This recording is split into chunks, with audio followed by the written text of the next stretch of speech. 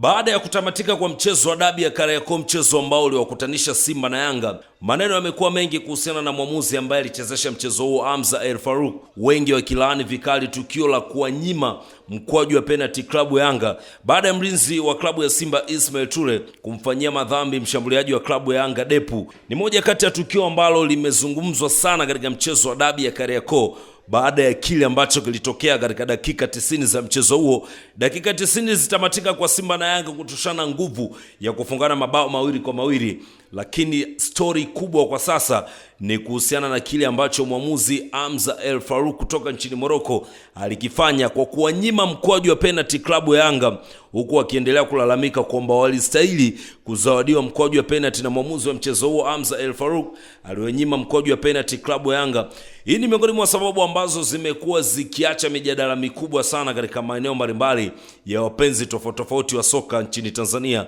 wakisisitiza kuwa bado tunahitaji kuendelea kuwapa imani kubwa waamuzi wetu wa ndani kutokana na uwezo mkubwa ambao wamekuwa wakiuonyesha katika michezo mbalimbali, lakini wengine wakienda mbali zaidi wakisema kwamba waamuzi kutoka nje ya Tanzania